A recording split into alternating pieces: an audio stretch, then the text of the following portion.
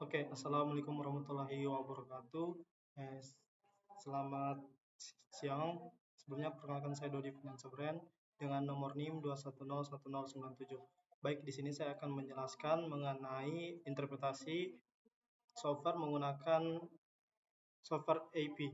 Di sini ada lapangan Nether Trust yang dimana terdapat 8 zona, 7 zona, yang dimana kita mau menghitung data kuantitatif dari lapangan ini, dari lapangan Natal Trust. Oke, baik. Di sini adapun parameter-parameter dari data kuantitatif yang mau dihitung pada lapangan Natal Trust, sumur Natal Trust ini, yang pertama kita mau menghitung volume clay, terus yang kedua kita mau menghitung average porosity, dan yang ketiga kita mau menghitung water saturation. Dan untuk pertama kita mau menghitung volume clay.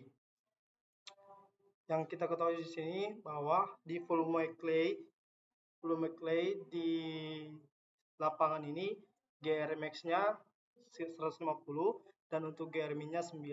Dan untuk menghitung dari rumus volume clay kita bisa menggunakan rumus IGR sama dengan GR log dikurang GR min bagi GR max per kurang GR min, di mana GR log-nya didapat dari penjumlahan antara GR max ditambah GR min terus dibagi 2, di mana di zona pertama ini didapatkan nilai dari volume shell menggunakan rumus IGR sekitar 12,4, yang dimana kita ketahui sendiri di 12,4 itu berada pada lapisan Shelly. Dan begitu pun juga di sumur yang kedua kita didapatkan 16,6, yang diketahui di zona kedua ini berpotensi sebagai litologinya sebagai lapisan Shelly. Dan di yang ketiga itu didapat 5,3 sesuai dengan parameternya, yang dikurang dari 10 itu sekitar itu litologi clean. Dan di zona keempat 14,8, berarti dia berada di litologi atau batuan berdasarkan volume Shelly. Dan sedangkan untuk di zona ke 5 itu sekitar 2,8 dengan lapisan formasi yaitu clean, dan sedangkan untuk di lapisan ke-6 ada 11,7 berarti dia masuk ke dalam klasifikasi formasi batuan Shelly. Dan di lapisan terakhir, zona terakhir yaitu sekitar 34,39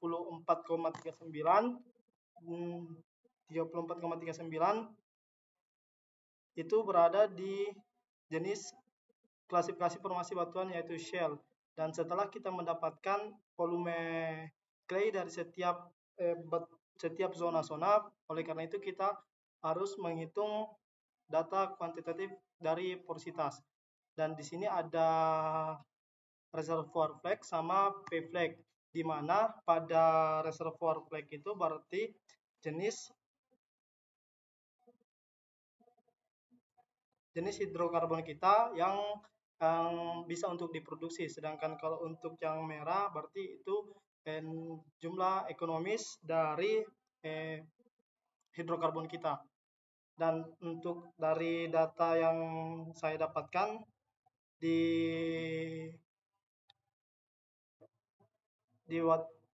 water saturation, di mana diketahui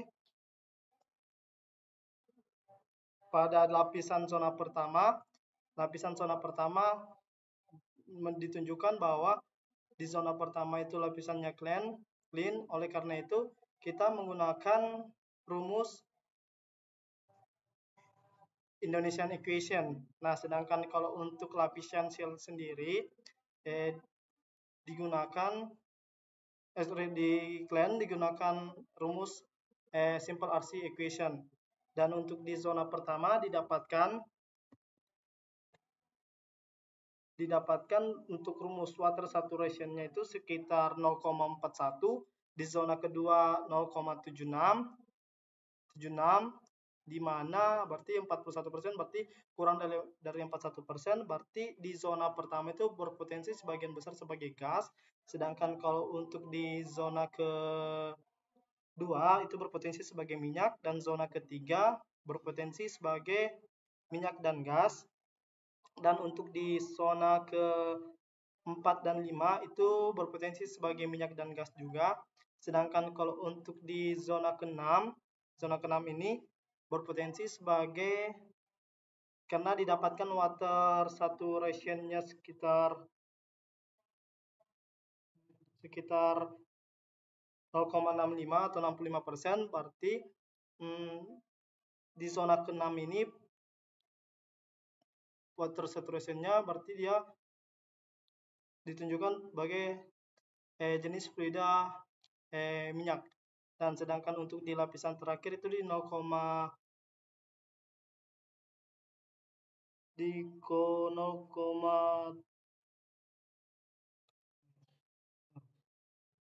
0,61, berarti dia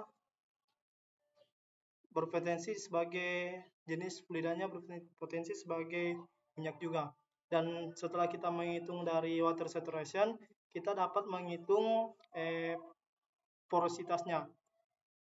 Di lapisan pertama diketahui porositasnya sekitar, average porositasnya itu sekitar 0,17, dan sedangkan untuk di zona kedua sekitar 0,1, dan di zona ketiga itu sekitar 0,18, dan di zona keempat dan kelima itu sekitar sama di 0,188, dan sedangkan untuk di zona ke-6